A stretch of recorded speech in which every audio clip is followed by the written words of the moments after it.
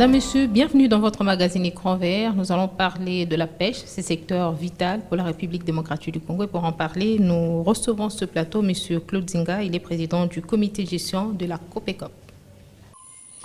Le portrait.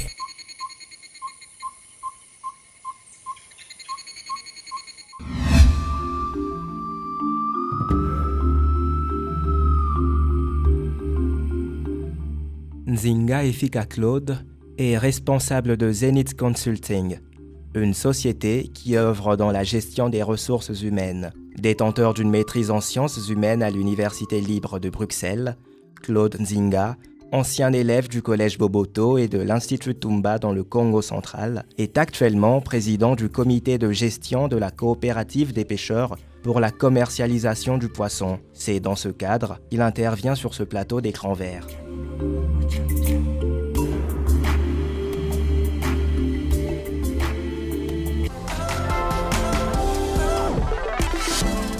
Monsieur Claude Zinga, bienvenue sur ce plateau. Merci, bonjour. J'ai parlé de la pêche, c'est une thématique qui vous met à l'aise? Oui, on est là pour la pêche. La pêche aujourd'hui, un secteur qui est abandonné, vraiment un secteur triste et pauvre. Et je pense que nous, notre but, c'est d'essayer de redonner un peu espoir aux pêcheurs et que les droits des pêcheurs aujourd'hui se valorisent surtout. Alors vous avez dit que c'est un secteur qui est abandonné. L'abandon se justifie par quoi?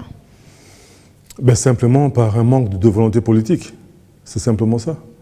Je pense que le jour, et c'est ça notre mission, en tout cas la mienne, c'est vraiment de donner à nos politiciens, à nos politiques, de leur faire comprendre que la pêche est aussi importante que les minéraux, les cobaltes et tout ça. C'est quand même un secteur qui est porteur de richesse. Donc c'est important que nous, en montrant ce qu'on fait, le peu qu'on fait, qu'on montre qu'avec plus de moyens, beaucoup de gens peuvent faire plus que ça. Le peu que vous faites, qu'est-ce que vous faites exactement, vous, COPECOP? COPECOP, c'est une coopérative que nous avons créée, maintenant ça fait 1 an, depuis le 10 juillet 2021. COPECOP veut dire quoi? COPECOP, c'est la coopérative de pêche et commercialisation des poissons. Donc il y a 2 pôles. Le premier pôle, c'est que nous voulons d'abord encadrer les pêcheurs, les former, enfin les pêcheurs membres, parce que c'est une coopérative avec des pêcheurs membres coopérants. Donc nous voulons les encadrer, les former à une pêche, si tout va bien, une pêche semi-industrielle. Mais il faut d'abord encadrer, faire comprendre. C'est tout un travail de sensibilisation, d'information, de formation. Et j'espère que ça va porter fruit, quoi. Et la deuxième chose, c'est la commercialisation des poissons. Nous sommes une entreprise commerciale, une société commerciale, coopérative commerciale, qui vend du poisson et qui essaie de générer une certaine richesse. Vous comptez plus ou moins combien de membres et le poisson que vous commercialisez, c'est vous que vous commercialisez ce poisson? C'est en RDC ou en dehors de la RDC aussi? Pour le moment, nous avons une centaine de pêcheurs adhérents. Nous avons commencé, la première vague, ça a commencé avec 50 ou 60, mais nous avons de plus en plus de demandes de pêcheurs qui veulent venir vers nous.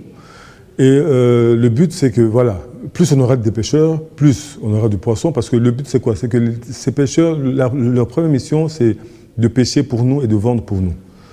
Nous sommes en train de vouloir aller vers un commerce équitable, c'est-à-dire que gagnant-gagnant. Nous, on gagne, les pêcheurs gagnent. Et nous essayons d'éviter les intermédiaires entre nous et les pêcheurs, parce qu'il y a beaucoup d'intermédiaires qui font que le poisson devient encore plus cher, parce que chaque intermédiaire est là pour gagner aussi son argent. Et c'est tout pêcheur qui est membre de la COPECOP ou il y a un profil bien déterminé? Non, c'est tout pêcheur. Celui qui se dit pêcheur, ils sont dans des fédérations de pêcheurs, d'associations de pêcheurs. Nous avons plusieurs associations. On est dans le pôle Malébo. Il y a plus ou moins 10 000 pêcheurs. Donc voilà, nous on essaie un peu d'avoir le plus possible, mais dans un but fédérateur. C'est vraiment de vouloir fédérer les pêcheurs et leur faire comprendre qu'avec leur boulot, leur travail, ils peuvent vivre aussi décemment. C'est un secteur très abandonné, c'est un secteur très pauvre.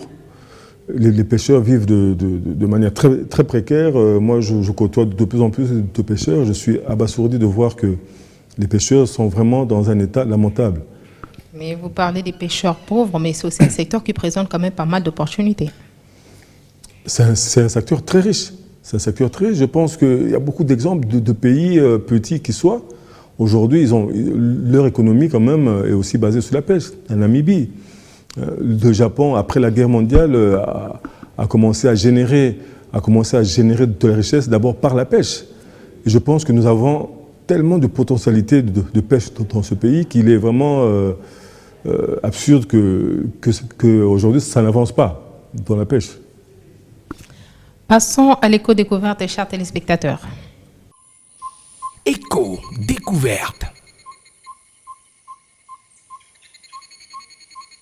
Le développement durable dépend de la protection de l'environnement au maintien des forêts de la République démocratique du Congo pour contrer le réchauffement climatique planétaire et la biodiversité. Et c'est en vue de former et sensibiliser toutes les couches de la population à l'entretien et l'aménagement des forêts à mangroves.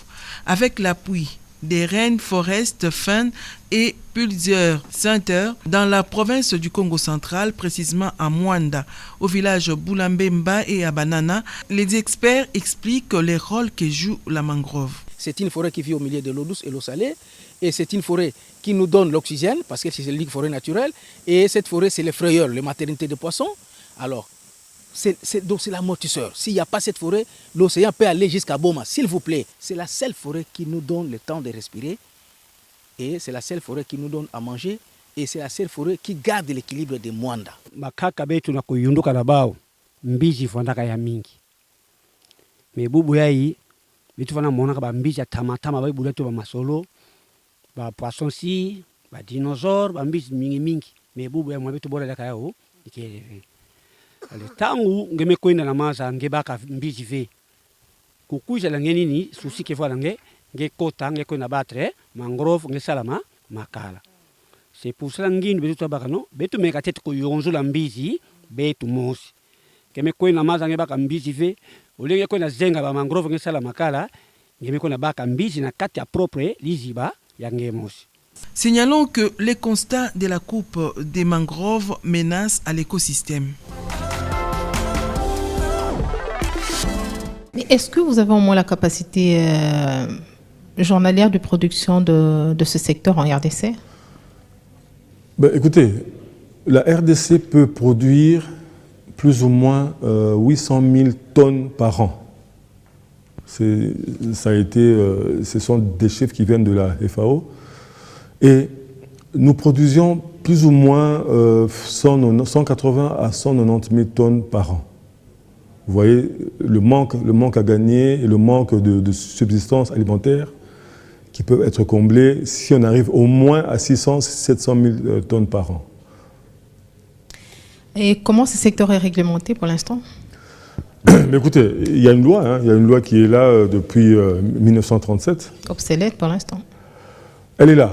Elle est applicable, mais il faut aussi la faire appliquer. Je pense qu'elle a été conçue à cette époque-là sur une pêche d'un territoire qui était beaucoup plus petit en termes de stats. Mais aujourd'hui, voilà, c'est plus grand, mais je pense que la loi est là, mais elle n'est pas appliquée, elle doit être remise à jour. Je pense qu'on a un ministre de la pêche aujourd'hui qui est très dynamique, et qui est en train de faire que la pêche soit réglementée, mais avec une mise à jour 2022. Donc il faudra commencer par là. Il faut commencer par là, parce que c'est important. Vous savez qu'aujourd'hui, il y a des gens qui pêchent avec des toiles moustiquaires imprégnées. J'allais même poser cette question, comment se fait la pêche en République démocratique du Congo pour l'instant? Il y a une pêche à la ligne, il y a une pêche au filet. Et aujourd'hui, il y a un manque d'intrants de pêche. Donc, des pêcheurs aujourd'hui sont parfois voués à aller pêcher avec des moustiquaires imprégnés, ce qui est vraiment hors la loi. Et ça tue même l'écosystème de l'eau. Et ça, pourquoi? Parce qu'il y a une loi peut-être, mais voilà, une loi, elle doit être appliquée et applicable. Il semblerait que pour l'instant, il y a carence, il n'y a pas assez de poissons. Est-ce que vous pouvez confirmer assez de poissons? C'est normal, puisque autour de Kinshasa, il y a de moins en moins de poissons, parce que voilà, la pêche se fait de manière sauvage. Tout le monde pêche quand il veut, comme il veut. et forcément, mais le poisson de manière potentielle, vraiment dans la République, le poisson est là. Aujourd'hui, à Kin, il y a très peu. C'est vrai que le poisson est en train de diminuer parce qu'on pêche des poissons de plus en plus jeunes, on pêche mal, il y a une pêche irresponsable surtout. Et je pense que notre but, c'est aussi de sensibiliser les pêcheurs à avoir une pêche responsable. C'est ça aussi le but. Le pêcheur doit savoir ce qu'il doit faire et ce qu'il ne doit pas faire, ce qu'il ne peut pas faire. Comment les décourager à ce genre de pratiques? Pour ceux-là qui recourent par exemple au moustiquaire imprégné, parce que vous dites qu'avec ça, ils espèrent au moins attraper ne fût-ce qu'un fret. Mais je pense qu'il faut d'abord avoir une police marine, une police qui est dans l'eau, qui surveille, qui sanctionne et qui donne des PV pour que les gens soient en tout cas punis.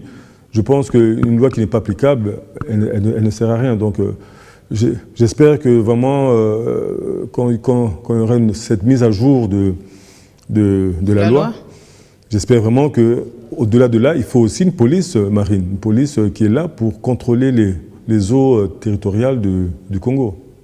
Alors, quelles sont les conditions pour pêcher en RDC pour l'instant? Les conditions, il n'y a pas tellement de conditions parce que comme la loi n'est pas applicable, vous savez, en eau profonde, aujourd'hui, enfin en eau marine, je parle surtout de moins de bananes, il y a des navires clandestins qui arrivent tous les jours pour pêcher, pour avoir le poisson de chez nous. Et parfois des poissons très rares qui coûtent très cher, qui eux sont exportés ou bien sont amenés ailleurs. Et on ne sait même pas dans quelles conditions ils pêchent, avec quel genre de filet, avec quel genre de produits. Il y a certains qui jettent des produits pour assommer un peu les poissons et les prendre.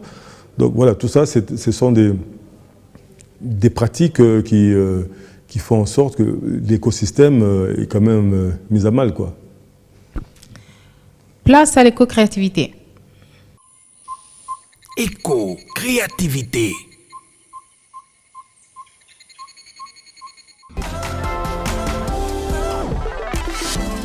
Alors, nous parlons de la pêche. Quelle perception vous avez de la pollution des rivières? Écoutez, la pollution des rivières, en tout cas des eaux, devient de plus en plus alarmante. Parce qu'aujourd'hui, qui contrôle tous les déchets qui sont déversés dans les eaux? On ne sait même pas. Il y a de plus en plus d'usines, il y a de plus en plus de déchets qui sont déversés. Et c'est là où une police marine est très importante. Mais bon, maintenant, on espère que nous, avec notre dynamisme et notre volonté, en tout cas avec le peu de moyens qu'on a, c'est d'essayer de faire avancer, d'essayer de faire comprendre, surtout aux politiques, que c'est vraiment un tout, c'est vraiment une spirale entre la loi, les sanctions, la pêche, les pêcheurs et la production, tout va de pair. Donc on peut comprendre que ça impacte négativement sur la reproduction des poissons. Bien sûr, ça impacte fortement. D'ailleurs, comme vous voyez, tout autour du pôle Malébo, donc Kinshasa province, il y a de moins en moins de poissons parce qu'ils sont d'abord pêchés très jeunes et ils sont pêchés de manière irresponsable aussi. Et je pense que avec le ministre actuel qui est quand même très dynamique et qui veut que les choses un peu changent, et nous sommes là un peu en appui avec eux, si on peut œuvrer, parce que nous, on est sur le terrain, on est vraiment sur le terrain avec les pêcheurs, on voit les choses, on est dans les eaux, ça nous arrive d'aller dans les eaux pour voir vraiment de visu ce qui s'y passe. Où faut-il pêcher en RDC? Où faut-il pêcher? On peut pêcher partout, hein. Tout le monde peut pêcher. Je pense que maintenant, pêcher quand? C'est ça le problème. Il faut maintenant qu'on sache à quel moment il faut pêcher, à quel moment il ne faut pas pêcher, et pêcher de manière responsable, c'est surtout ça. Est-ce qu'il y a-t-il certaines espèces de poissons qui sont interdites d'être pêchées en RDC pour l'instant? Oui, je pense qu'il y a des poissons précieux un peu plus chers. Voilà, je ne veux pas citer tout ça parce que c'est loin à citer, mais il y a des poissons précieux qui se reproduisent que très rarement. Et ces poissons-là, surtout en haute mer, ce sont des poissons qui sont surtout partis vers d'autres cieux. Je parlais en l'occurrence la Chine par exemple. Voilà, il y a beaucoup de poissons précieux qui vont vers là. Et dans quelles conditions, on ne sait même pas. Donc je pense qu'il est important que l'on puisse un peu légiférer tout ça. Moi, c'est ce qui me préoccupe en premier, ce sont les lois. Et les lois, et les faire appliquer par une police marine territoriale, des autres territoriales importantes. Mais avant de les faire appliquer, il faut d'abord commencer par les vulgariser. Vulgariser, mais c'est ça. Nous, en tout cas, dans notre pratique, on essaie vraiment de sensibiliser les pêcheurs, parce qu'il faut le reconnaître, ici, pêcheur, celui qui est pêcheur, c'est souvent héréditaire. Le grand-père était pêcheur, le père était pêcheur, puis le fils, et puis les autres. L'héritage familial. Oui, et ils pensent qu'ils connaissent la pêche. Mais aujourd'hui, la pêche, c'est toute une école, c'est une formation. C'est une science, voilà, c'est vraiment le cas de dire. C'est une science, et nous, je pense que nous, on veut arriver à en faire une science, et que les pêcheurs soient reconnus en tant que métier, en tant que professionnels de la pêche. Mais ça, il faut former, sensibiliser et informer. Former au-delà de l'expertise au-delà pour l'instant. Oui, au-delà, parce que former, ça dit, c'est de mettre en place une école de pêche, par exemple, avec des professeurs spécialisés en pêche et qui pourraient quand même sensibiliser, apprendre et former de manière pragmatique la pêche. Aujourd'hui, la pêche, elle est faite de manière héréditaire. Et je pense qu'on a parfois des très mauvais gestes des pêcheurs, et ils pensent qu'ils connaissent la pêche, mais aujourd'hui la pêche a beaucoup changé, c'est plus la pêche artisanale. Alors s'il faut reparler de la commercialisation, pensez-vous arriver à casser cette catégorie intermédiaire, c'est-à-dire qui existe entre le pêcheur et le client, le vrai client? Nous avons découvert dans le milieu des pêcheurs, il y a quand même une grosse mafia. Il y a une grosse mafia de personnes intermédiaires qui sont là pour louer leur équipement, qui sont là pour mettre des prix aux pêcheurs, qui sont là pour leur mettre de la pression, parce que quand ils prêtent même des fonds, et après ils mettent une grosse pression entre ces pêcheurs, et les pêcheurs... Des fonds pour n'importe quoi, mais ils savent qu'à condition, je viens, je veux fixer mes prix. Donc, c'est déjà pas un commerce équitable. Je pense que nous, notre mission aussi, c'est de prôner un commerce équitable. C'est-à-dire que le pêcheur est gagnant et nous sommes gagnants. Win-win. Et ça, je pense qu'il faut éviter tous ces intermédiaires un peu limite malhonnêtes, hein, parce qu'il faut le dire, c'est vraiment une mafia, limite malhonnête. Mais entre-temps, je pense qu'il faut aussi voir ces personnes qui vivent de ça. Il faut voir aussi comment on peut faire pour qu'eux aussi, quand même, gagnent aussi leur vie en vendant le poisson. Mais maintenant, voilà, c'est tout un processus à faire, en tout cas. Et depuis que vous avez commencé, depuis que vous investissez dans ces secteurs, quels sont les résultats que vous avez obtenus? Mais écoutez, d'abord, la première chose, c'est sensibiliser. Nous sensibilisons énormément les pêcheurs. Au début, nous avons eu quelques pêcheurs, mais encore très réticents, se disant « mais qu'est-ce qu'ils veulent de nous? Qu'est-ce qu'ils veulent faire de nous encore? C'est encore quoi ?» Comme ils aiment bien dire « baye na kop nini ». Mais alors, au fur et à mesure, ils sont en train de se rendre compte que nous ne sommes pas là de manière vénale. Parce qu'aujourd'hui, on peut juste se limiter à vendre le poisson. Je pense qu'on peut gagner notre vie. Mais notre mission, c'est aussi la coopérative, c'est d'être avec eux. Et ils sont venus, on les a d'abord formés, on a d'abord appris, faire comprendre c'est quoi une coopérative et quels sont les avantages qu'on peut avoir dedans.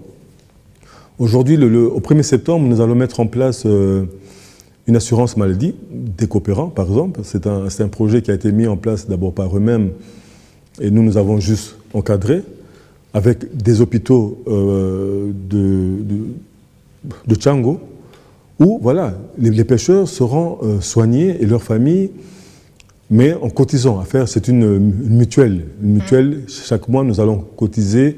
Nous cotisons de notre part et eux cotisent aussi. Vous avez déjà une idée sur les cotisations? Écoutez, pour le moment, nous sommes à plus ou moins entre 20 000 francs et 25 000 francs. Le mois? Par mois.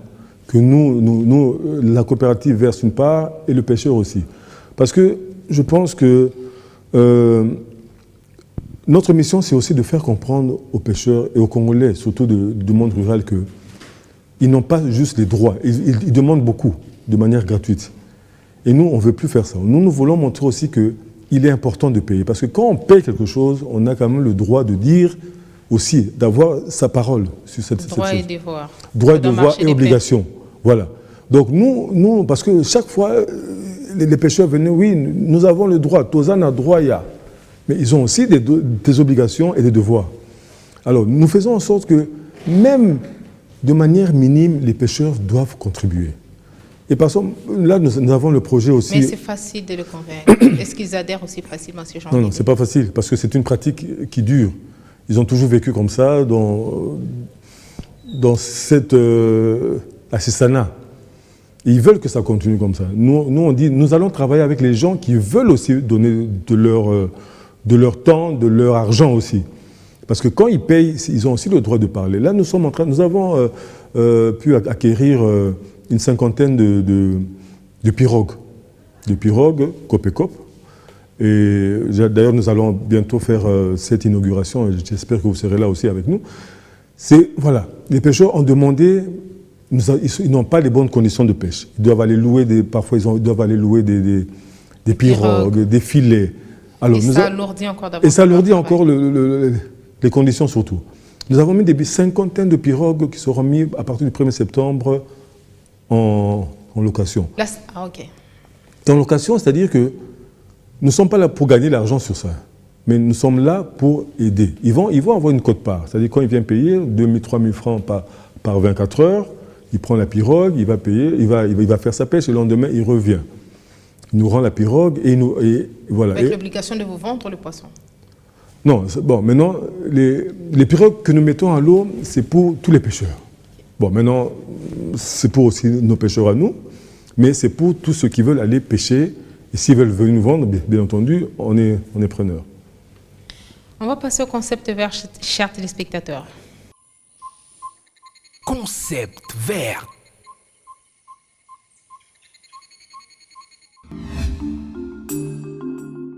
La pêche artisanale consiste en diverses pratiques de pêche à petite échelle, à faible technologie et à faible capital, entreprises par des ménages de pêcheurs individuels. Beaucoup de ces ménages appartiennent à des groupes ethniques, côtiers ou insulaires. Ces ménages font des courtes sorties de pêche près du rivage.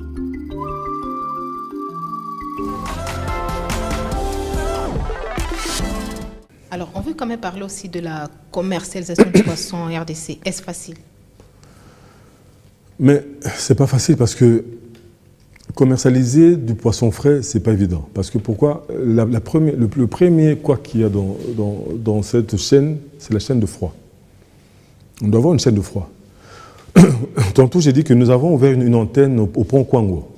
Dans le bande où nous avons ouvert une antenne où nous avons mis du matériel pour stocker le poisson des pêcheurs. Mais ce poisson-là, pour qu'il arrive frais à Kid, il faut encore des camions frigo pour qu'ils arrivent à Kin. Et quand ils arrivent à Kin, ils doivent avoir des chambres froides pour les conserver. Je pense que le plus gros problème, et d'ailleurs le problème le plus onéreux, c'est vraiment la conservation du poisson.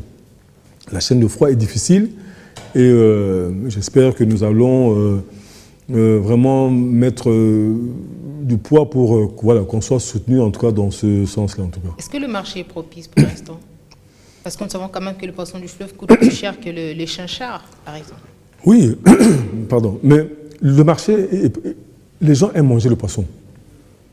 Et puis les gens, aujourd'hui, les gens savent que le poisson, au point de vue santé, c'est quand même une qualité. Mais maintenant, le poisson coûte cher. Le poisson du fleuve coûte extrêmement cher. Pourquoi? On ne sait pas. Quand les pêcheurs sortent de l'eau... Certainement, c'est par rapport à la faible production. Faible production, mais une production, quand un pêcheur va pêcher et qui revient avec du poisson et sans poids, sans étude, il te dit voilà, c'est $40, c'est $50. Par rapport à quoi, on ne sait pas. Je pense que plus il y aura de poissons, c'est la loi de l'offre et la demande, hein. Plus il y aura de poissons, plus le poisson sera bon prix. Donc notre but, c'est d'inonder le marché du poisson. Inonder, c'est-à-dire que si nous pouvons ramener à Kinshasa 5-6 tonnes par semaine, forcément, le poisson sera moins cher. Et pour l'instant, vous avez la capacité de ramener plus ou moins combien de tonnes? Oh, nous arrivons avec les moyens qu'on a, avec les moyens qu'on a qui sont pas évidents. Nous sommes plus ou moins à 1 tonne par mois, mais c'est insignifiant. C'est insignifiant parce que les gens n'arrivent pas. Et nous voulons aussi arriver un jour à conditionner le poisson, vendre le poisson par 500 grammes, par 200 grammes, créer une plus-value, faire du filet de poisson. Aller plus loin, mais voilà, tout ça, ça demande aussi quand même un financement important. Et nous ne sommes pas financés, vraiment, nous ne sommes pas financés. Et nous avons la chance, vraiment, nous avons la chance, et je dis ça à tous les personnes qui veulent entreprendre dans ce domaine-là, nous avons la chance d'avoir un président qui fait attention à la pêche. Le président qui est là pour le moment, vraiment, le chef de l'État fait attention à la pêche. Il veut attention à la pêche alors que pour l'instant le secteur s'est toujours abandonné. Mais oui, mais déjà il fait attention. Il fait attention. D'ailleurs, il est venu nous voir à Kinkole le 10 juillet 2021. Je pense qu'il y a beaucoup de gens qui ont trouvé bizarre pourquoi il vient à Kinkole, un coin rural un peu sale, un peu abandonné. Qu'est-ce qu'il vient faire là? Je pense qu'il a compris le concept. Donc aujourd'hui, on peut se le comprendre concept et la démarche. Kinkole a même perdu son identité. Oui, bon, Kinkole a été créé comme une cité de pêcheurs au départ, mais aujourd'hui, Kinkole, c'est vraiment un centre commercial avec tout, parce que c'est un peu à la porte du Bandundu. Donc voilà, aujourd'hui, tout arrive là, mais je pense que la pêche reste quand même le premier. D'ailleurs, quand vous allez à Kinkole, les gens vont là-bas, c'est pour manger du poisson et des maboké. Ça reste encore ce petit site touristique. Et je pense que nous avons un président qui veut que la pêche aille de l'avant. Et d'ailleurs, pendant les conseils de ministres, je pense qu'il sermonne parfois le ministre à faire vite avancer les choses. Donc, et je pense que c'est le moment, mais maintenant, il faut que l'on crée aussi une subvention, enfin, des prêts bancaires pour que les gens aussi viennent vers la pêche. Parce que c'est quand même un secteur qui coûte cher dans le capital, quoi, dans l'investissement. Alors, je vais terminer par cette question. Il est vrai que nous étions plus dans les généralités. Quel est le coin du pays qui présente plus de défis dans ces secteurs de la pêche? Le coin du pays qui présente plus de défis.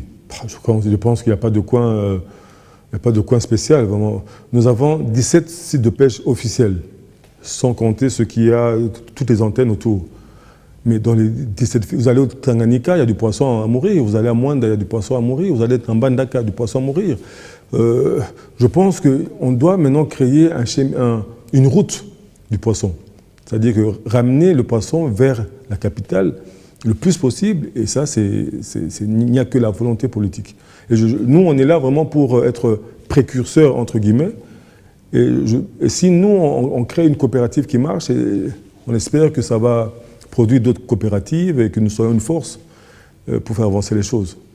Monsieur Claude Zinga, nous vous disons merci d'avoir disponibilisé de votre temps pour échanger avec nous. À moins qu'il y ait autre chose à ajouter par rapport à notre entretien du jour.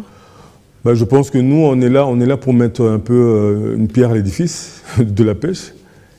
Et j'espère vraiment que la volonté politique sera avec nous pour essayer de nous aider, nous, et d'aider un peu tous les entrepreneurs privés qui veulent aussi s'investir dans la pêche et baliser le chemin vers un succès économique de la pêche. On a des grands verts, nous vous souhaitons une très bonne chance. Merci pour tout en tout cas. À très bientôt. À très bientôt. Mon idée pour la planète.